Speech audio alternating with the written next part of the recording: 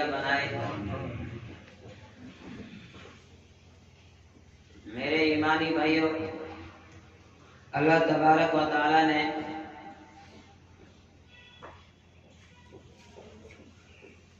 اس پوری کائنات کو پیدا کیا اور پھر کچھ ذمہ داریاں آئی تھی، ہر انسان پر ذمہ داری ڈالی اور اس کائنات میں بسنے والے تمام انسانوں کے آپس میں ایک دوسرے کے حقوق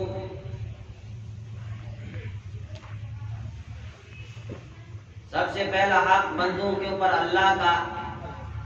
اور پھر آپس میں بندوں کے بندوں پر حقوق، ان تمام حقوق کی ادائیگی کا حکم اللہ تبارک و تعالی نے دیا۔ رحمت دو عالم صلی اللہ علیہ وسلم جب تشریف لائے، لوگوں کے اندر جہالت تھی، ایک دوسرے کے حقوق کو پامال کیا جاتا تھا، بھائی بھائی کا حق مارتا تھا، کہیں بھائی بہنوں کے حقوق کو مارتے تھے، اولاد والدین کے حقوق کی ادائیگی نہیں کرتے، اور اسی طرح والدین اولاد کے حقوق میں کوتاہی کرتے۔ رحمت دو عالم صلی اللہ علیہ وسلم تشریف لائے، آپ نے پوری انسانیت کو ایک درس دیا، ایک سبق دیا کہ جو لوگ ابھی تک ایک دوسرے کے حقوق کو مارتے تھے، جہاں ایک دوسرے کے دشمن تھے، وہ آپ ایک دوسرے کے حقوق ادا کرنے لگ گئے اور ڈرنے لگے کہ کہیں ایک ذرہ بھی کسی کا حق ہم پر نہ رہے کہ ہمیں اللہ کی عدالت میں پھر کھڑا کیا جائے اور محشر کے میدان میں بڑے مجمع کے سامنے ذلت و رسوائی کا سامنا کرنا پڑے۔ اس لیے وہ چاہتے تھے کہ دنیا میں ہی ہمارا حساب ہو جائے، یہیں پر ایک دوسرے کے حقوق ہم ادا کر لیں، وہاں کے لیے کوئی چیز باقی نہ رہے۔ میرے ایمانی بھائیوں، اللہ تبارک و تعالی نے قرآن کریم میں ایمان والوں کو جہاں نماز کا حکم دیا، زکوٰۃ کا حکم دیا، روزے کا حکم دیا، اور بھی بہت ساری عبادات کا جو حکم دیا، لیکن پوری تفصیل کے ساتھ اس چیز کو بیان نہیں کیا۔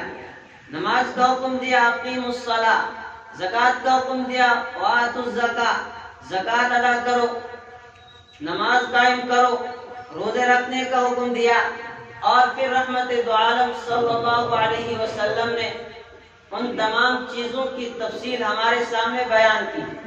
ایک ایک چیز کو رحمت دو عالم صلی اللہ علیہ وسلم نے ہمارے سامنے کھول کھول کے بیان کیا کہ نماز کس طرح ادا کرنی ہے،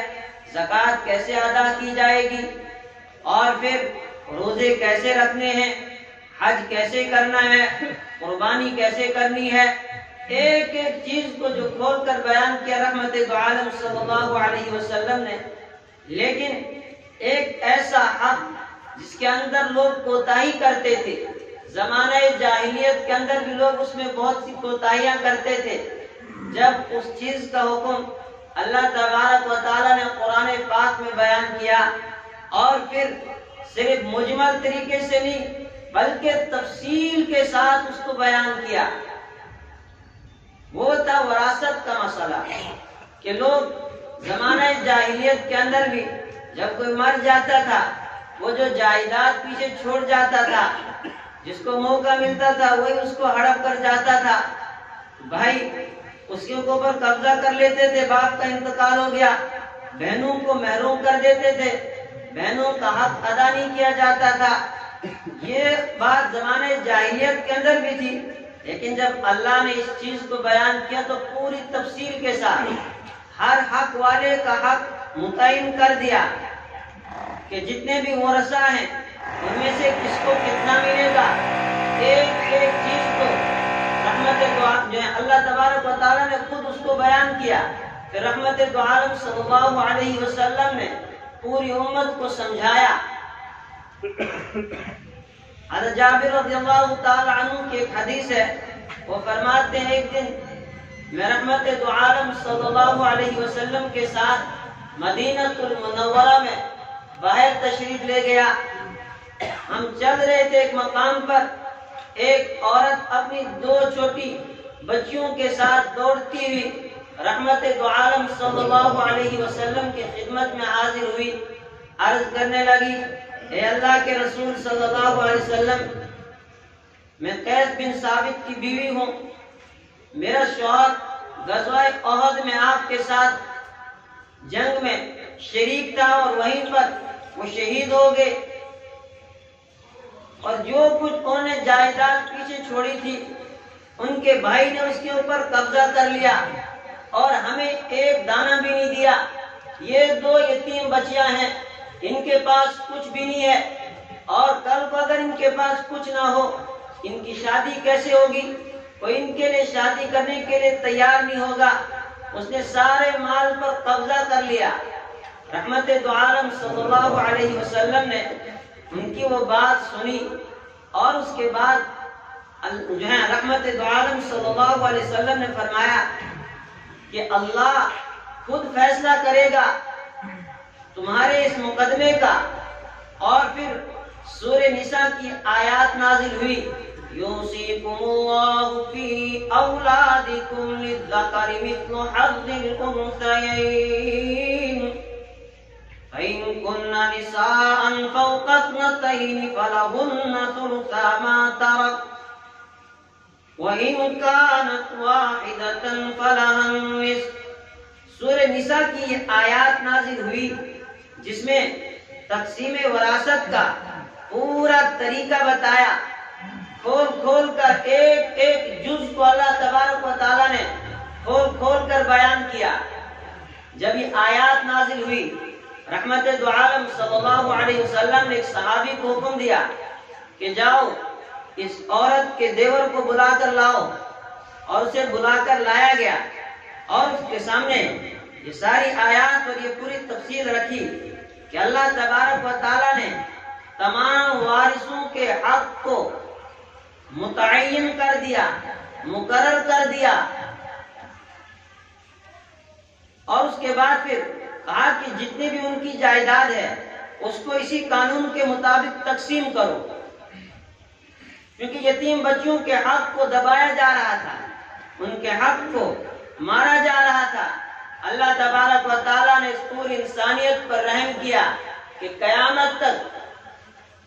پوری انسانیت کے لیے اس مسئلے کو حل کر دیا، آسان کر دیا کہ اللہ کے یہاں سے حصے متعین ہو کر آگے کہ بیٹا ہے کتنا ملے گا، بیٹی ہے کتنا ملے گا، بھائی بہن کتنا، باپ کو کتنا، ماں کو کتنا، پوری تفصیل سورہ نساء کے اندر اللہ تبارک و تعالیٰ نے بیان کر دی۔ اسی لیے اللہ کے رسول صلی اللہ علیہ وسلم نے فرمایا، ابو ہریرہ رضی اللہ تعالی عنہ حدیث کے راوی ہیں، فرمایا تعلموا الفرائض،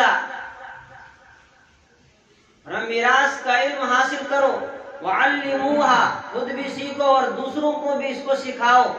فإنها نصف العلم، فرمایا اس لیے کہ یہ آدھا علم ہے۔ اور رحمت دو عالم صلی اللہ علیہ وسلم نے آگے فرمایا کہ بہت جلد میری امت سے اس علم کو اٹھا لیا جائے گا، یعنی لوگوں کو اس کی اہمیت بتاؤ، ورنہ آنے والے وقت میں لوگ پھر اس کے اندر کوتاہی کریں گے، پھر وہی جہالت لوگوں کے اندر آ جائے گی، پھر اسی طرح ایک دوسرے کے حق کو مارا جائے گا۔ میرے ایمانی بھائیوں، آج کے معاشرے پر جب نظر ڈالی جاتی ہے تو صورتحال پھر وہی بن چکی ہے جو زمانہ جاہلیت کے اندر تھی، کہ جس طرح اس وقت بیٹیوں کے حق کو دبایا جاتا تھا، بیٹیوں کا حق مارا جاتا تھا، بہن کا حق مارا جاتا تھا، اسی طرح آج بھی بھائی بہن کے حق کو دبا رہا ہے، بہن کے حق کو مار رہا ہے، جبکہ قرآن کریم نے حصے متعین کر دیے، لیکن ہمارے اندر وہ غلط فہمی، ہم یہ سوچتے ہیں کہ مرنے والا مر گیا، اس کی جتنی بھی جائیداد ہے اب اس پر صرف بھائی کا حق ہے، بہن کو کیوں نہیں دے رہا؟ کہتا ہے اس لیے نہیں دے رہا ہوں، اس کو ہم نے جہیز میں دے دیا، اس کی ہم نے شادی کر دی، جہیز میں دے دیا،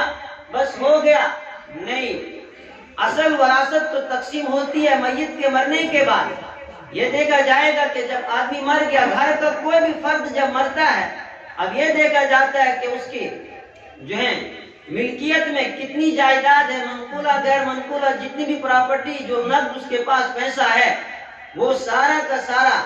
دیکھا جائے گا، اس کو تقسیم کرنا ہے۔ زندگی میں جتنا جو کچھ آپ نے خرچ کیا وہ الگ، لیکن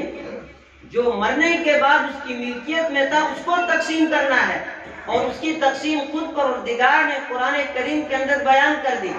اب یہاں پر بھائی اپنی شادی کو بھول گیا کہ میری بھی شادی ہے، بھائی ان کو ایک کافی جا کے منع کر دو کہ بھائی نماز کے بعد لگاؤ۔ تو فرمایا کہ ایک دوسرے کے حق کو نہ مارا جائے، بلکہ یہاں تک کہا گیا ہے کہ اگر ایک آدمی کسی کا حق مارا، بھائی بہن کا حق دبا رہا ہے، اس کو وراثت میں حصہ نہیں دے رہا ہے، اس کا جو وہ حصہ کھا رہا ہے وہ ایسا ہی ہے جیسے کہ وہ خنزیر کا گوشت کھا رہا ہے۔ رحمت دو عالم صلی اللہ علیہ وسلم نے فرمایا کہ اگر کوئی انسان کسی بہن کا حق، کسی بیٹی کا حق دبا رہا ہے، اس کو اس کا حق نہیں دے رہا ہے، وراثت میں جو اس کو ملنا تھا وہ اس کو نہیں دے رہا ہے، تو فرمایا وہ ایسا جیسے کہ خنزیر کا گوشت وہ کھا رہا ہے۔ اور جتنا آپ کی ملکیت میں آپ آیا، آپ نے وہ حق ادا نہیں کیا،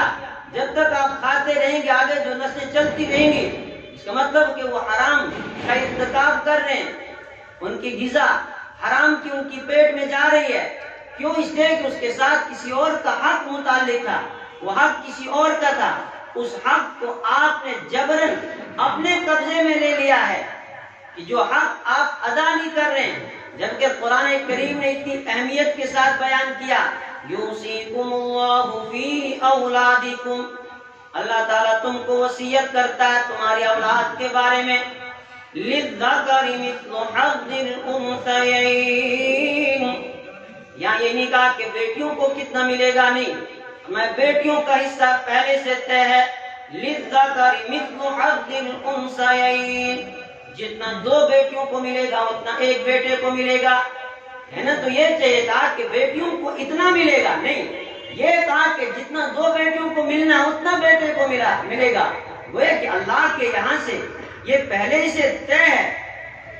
کہ بیٹیوں کے لیے حصہ اللہ نے متعین کر دیا ہے، بیٹیوں کو اتنا حصہ ملنا ہی ملنا ہے۔ میں اگر کوئی اس کے بعد بھی اس میں کوئی جبرن اس حق کو دبا لیتا ہے، اس حق کو مار لیتا ہے اور یہ کہہ دیتا ہے کہ ہم نے شادی میں جہیز دے دیا ہے، شریعت نے آپ کو جہیز کا مکلف نہیں بنایا تھا کہ آپ نے 10 لاکھ کا 20 لاکھ کا جہیز دینا ہی دینا ہے، اور پھر آپ بہن کے حق وراثت کو دبائیں، اس کو آپ ہڑپ کر لیں، نہیں، باپ نے جب شادی کی، بیٹے کی شادی بھی تو کی، اور اس کے اوپر تو بیٹی سے زیادہ خرچہ آیا، مہر جو آپ نے 10 لاکھ 20 لاکھ رکھا، کیا آپ وہ بھول گئے؟ اور بہن کو جو آپ نے جہیز دے دیا، 10 لاکھ کا دیا، 20 لاکھ کا دیا، وہ یاد رہا، اور پھر آپ نے کہا کہ نہیں اب اس کا حق ہی نہیں، اب باپ کا انتقال ہو گیا، اب بہن کا یہاں کوئی حق نہیں، ایسی بات نہیں ہے، بہن کا برابر اس میں حق ہے۔ اگر کوئی ظلمن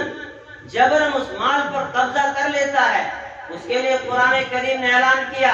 ان الذین یأکلون اموال الیتامی ظلما انما یأکلون فی بطونہم نارا وسیصلون سعیرا، بے شک وہ لوگ جو یتیموں کا مال ہڑپ کر لیتے ہیں، ظلمن کسی مال پر قبضہ کر لیتے ہیں، فرمایا وہ اپنی پیٹ کے اندر آگ کے انگاروں کو داخل کر رہے ہیں۔ اور اس پوری تفصیل کو بیان کرنے کے بعد پروردگار نے فرمایا، تلک حدود اللہ، یہ اللہ کی حدیں ہیں، اللہ نے کچھ حدود مقرر کر دی، جو بھی کوئی ان حدود کو پھلاندے گا، آگے بڑھنے کی کوشش کرے گا، اللہ فرماتا ہے کہ وہ دردناک عذاب میں مبتلا ہوگا۔ وَمَن يُطِعِ اللَّهَ وَرَسُولَهُ يُدْخِلْهُ جَنَّاتٍ تَجْرِي مِن تَحْتِهَا الْأَنْهَارُ، جو کوئی اطاعت کرے گا اللہ کی اور اس کے رسول کی، اللہ کہتا ہے اس کو جنت میں داخل کر دوں گا اور ہمیشہ کے لیے کامیاب ہو جائے گا۔ وَمَن يَعْصِ اللَّهَ وَرَسُولَهُ وَيَتَعَدَّ حُدُودَهُ يُدْخِلْهُ نَارًا خَالِدًا فِيهَا وَلَهُ عَذَابٌ مُهِينٌ، جو کوئی اللہ کی نافرمانی کرے گا، جو ایک دوسرے کا حق ماریں گے، ان کے لیے کیا سزا ہے؟ یدخلہ نارا، اللہ کہتا ہے اس کو آگ کے اندر داخل کر دوں گا، جہنم کے اندر داخل کر دوں گا، اور وہاں اس کو ذلیل اور رسوا کر دینے والا عذاب دیا جائے گا۔ بھائی مسجد کی تعمیر کے لیے آپ حضرات بڑھ چڑھ کر تعاون کریں۔ مرنے والا جب مر گیا، اس نے جو مال چھوڑا، 4 حقوق اس مال کے ساتھ متعلق ہوتے ہیں۔ سب سے پہلا حق یہ کہ میت کی تجہیز و تدفین کا انتظام اس مال سے کیا جائے۔ اگر کوئی وارث اپنی طرف سے کرنا چاہے تو ٹھیک، پھر وراثت کے مال میں سے نہیں لیا جائے گا۔ اور دوسرا پھر یہ کہ اگر اس میت پر کوئی قرضہ ہے تو اس کے مال میں سے سب سے پہلے اس کا قرض ادا کیا جائے۔ تیسری چیز پھر یہ کہ اگر میت نے کوئی وصیت کی ہے کسی کے لیے، وارث کے لیے تو کر نہیں سکتا ہے، جن کا حصہ متعین ہے ان کے لیے وصیت کا اعتبار نہیں، لیکن اگر کسی اور کے لیے اس نے وصیت کر دی تو فرمایا 1/3 مال میں اس کی وصیت کو نافذ کیا جائے گا، اس سے زیادہ میں اس کی وصیت کا اعتبار نہیں ہوگا۔ اور پھر جو چوتھی چیز ہے کہ جو پھر مال باقی بچ جائے گا وہ پھر ورثہ کے درمیان تقسیم ہوگا، اور تقسیم اسی طرح ہوگا جس طرح قرآن کریم نے اس کی پوری تفصیل بتائی کہ کس کو کتنا حصہ ملنا ہے۔ بعض دفعہ والدین یہ کوتاہی کرتے ہیں، اپنی زندگی کے اندر ہی اپنی جائیداد کو تقسیم کر دیتے ہیں، اور وہ بھی اس وقت بیٹیوں کو محروم کر دیتے ہیں۔ وہ کہتے ہیں بس بیٹی کی شادی ہو گئی، اب اس کی ذمہ داری اس کے شوہر پر ہے، اور اس کو ہم نے دے دیا جتنا کچھ دینا تھا، اور ساری جائیداد بیٹوں کو دے دیتا ہے۔ اللہ کے یہاں اس کی پکڑ ہوگی کہ اگر کوئی باپ اپنی اولاد میں انصاف نہ کر پایا، بیٹوں کو بیٹی کے اوپر ترجیح دے دی، اس کے لیے اللہ کے رسول صلی اللہ علیہ وسلم نے فرمایا کہ اگر کوئی شخص جس کے یہاں بیٹیاں پیدا ہوں ان کی وہ تربیت کرے اور پھر بیٹوں کو بیٹیوں پر ترجیح نہ دے بلکہ بیٹی کو بیٹوں کے اوپر وہ ترجیح دیتا ہے، فرمایا یہ بیٹیاں اس کے لیے جہنم سے آڑ بن جائیں گی۔ اور پھر بیٹی جو ہے بیٹے کے مقابلے میں والدین کے ساتھ اس کا کتنا انس ہوتا ہے، کتنی ہمدردی ہوتی ہے۔ کتابوں کے اندر جو مشہور واقعہ لکھا گیا کہ ایک شخص جس کے 5 بیٹے اور 1 بیٹی تھی، اس نے اپنی زندگی کے اندر ہی اپنی جائیداد کو تقسیم کیا، اچھا خاصا مالدار آدمی تھا، اپنی ساری جائیداد اس نے 5 بیٹوں میں تقسیم کر دی، بیٹی کو کچھ بھی نہیں دیا، بیٹی کو محروم کر دیا، لیکن بیٹی نے کوئی شکوہ اور شکایت نہیں کی۔ اور اس کے بعد جب اس کا انتقال ہوا، جنازہ میں پہنچایا گیا اور ایک شخص کھڑا ہو گیا، کہا امام صاحب جنازہ پڑھنے کی اجازت نہیں ہے، یہ شخص میرا مقروض ہے، اس نے میرا قرضہ دینا ہے، اور قرضہ بھی کوئی چھوٹا نہیں، 20 لاکھ روپے کا قرضہ ہے۔ امام صاحب نے بیٹوں کو اشارہ کیا، آؤ بھائی قرضہ ادا کرو، باپ کی ساری جائیداد تو تم نے لی ہے، تم آ کیوں نہیں رہے ہو؟ صاحب نے سر جھکایا، کوئی آگے آنے کے لیے تیار نہیں، جنازہ رکا ہوا ہے۔ کسی طرح بیٹی کو معلوم ہوا کہ میرے باپ کا جنازہ رکا ہوا ہے، وہ روتی ہوئی چلاتی ہوئی دوڑتی ہوئی آئی اور اپنے گھر کی چابیاں اپنا زیور سب کچھ لے کر آئی اور کہنے لگی کہاں ہے وہ شخص جس کا مقروض میرا باپ ہے؟ وہ شخص سامنے آیا اور اس نے اپنا وہ سب کچھ جو کچھ وہ چابیاں لے کر آئی تھی زیورات، کہا یہ اتنے لاکھ روپے کی مالیت کا سامان ہے، یہ لے کر بیچ دو اور قرض ادا ہو جائے گا، اگر پھر بھی کم پڑ جائے مجھے بتانا، میں اپنے جسم کے ٹکڑوں کو بیچ بیچ کر تیرا قرض ادا کر دوں گی، لیکن اپنے باپ کی لاش یہاں زیادہ دیر ٹھہرنے نہیں دوں گی، اس کا انتظار نہیں کرنے دوں گی، میرے باپ کا جنازہ ہونے دے تاکہ میرے باپ کو صحیح طور پر اس کو دفن کیا جائے، اس کی تجہیز و تکفین ہو جائے۔ وہ جو بھائی تھے جنہوں نے ساری جائیداد اپنے قبضے میں لی تھی، ان میں سے ایک بھی آگے آنے کے لیے تیار نہیں ہوا۔ تو والدین کو خود سوچنا ہے کہ کہیں ہم زیادتی تو نہیں کر رہے ہیں، کہیں اپنی قبر کے لیے آگ تو نہیں جلا رہے ہیں، کہیں اپنی قبر کو ہم تاریک تو نہیں کر رہے ہیں کہ ہم اپنی بیٹیوں کا حق مار رہے ہیں۔ اور بھائیوں کو بھی اس چیز کا خیال رکھنا ہے کہ کہیں ہم بہن کے حق کو تو نہیں دبا رہے ہیں۔ اب جتنا مال آپ آگے بڑھاتے رہیں گے، وہ جو آپ نے کسی کا حق مارا ہوا ہے وہ حق اس کے ساتھ متعلق رہے گا، اور آپ کی پیٹ میں حرام غذا جاتی رہے گی۔ پھر آپ یہ توقع رکھیں گے کہ اولاد نیک بنے گی، گھر کے اندر سکون آئے گا۔ گھر کے اندر سکون نہیں بلکہ گھر کے اندر پھر جھگڑے رونما ہو جائیں گے، طرح طرح کے فتنے اور فساد برپا ہو جائیں گے۔ موجودہ معاشرے میں اس چیز میں بہت کوتاہی کی جا رہی ہے۔ میں نے آپ کو پہلے کہا کہ جہیز آپ لاکھوں روپے کا دیں، شریعت نے آپ کو اس کا مکلف نہیں بنایا، اس سے بہن کا یا بیٹی کا حق ادا نہیں ہوتا ہے۔ اس کے لیے قرآن نے جو حصہ متعین کیا ہے وہ اس کو مل کر رہے گا، وہ اس کو ملے گا، اور جو ہم وہ محروم اس کو کرتے ہیں۔ پھر آپ اس ارشاد کو یاد رکھیں جو رحمت دو عالم صلی اللہ علیہ وسلم نے فرمایا کہ اگر کوئی بہن کے حق کو، بیٹی کے حق کو دباتا ہے اور اس مال کو کھاتا ہے، وہ ایسا ہے جیسے خنزیر کا گوشت اپنی پیٹ میں ڈال رہا ہے۔ آپ اندازہ لگائیے کہ موجودہ معاشرے میں اس حق کو کس طرح پامال کیا جا رہا ہے، اور اس طرف ہماری توجہ بھی نہیں جاتی ہے، اور اس کو ہم اس طرف دھیان بھی نہیں دیتے ہیں، اور بالکل ہم آنکھیں بند کر کے اس کو تقسیم کرتے جاتے ہیں، یہاں تک کہ بہن محروم ہو جاتی ہے۔ اور بعض غلط فہمی یہ ہوتی ہے کہ بہن نے معاف کر دیا، ظاہر سی بات ہے بہن کو ڈر ہے اگر معاف نہ کیا تو لوگ تانے دیں گے، اور یا پھر بھائی میرے ساتھ رشتہ ہی ختم کر دے گا۔ اور اکثر مسائل ہمارے پاس ایسے آتے ہیں، بھائی نے کہا کہ یا تو تجھے حصہ چاہیے یا رشتہ باقی رکھنا، اگر حصہ چاہیے تو پھر میرے ساتھ تیرا کوئی رشتہ باقی نہیں ہے۔ تو بہن یہی سوچتی ہے کہ ایک ہی بھائی ہے، اس کے ساتھ بھی اگر رشتہ توڑ دوں گی تو مال کو کیا کرنا ہے، دولت کو کیا کرنا ہے، تو وہ پھر دبے لفظوں میں کہتی ہے کہ میں نے معافی کر دیا۔ معاف تو تب ہوگا جب آپ نے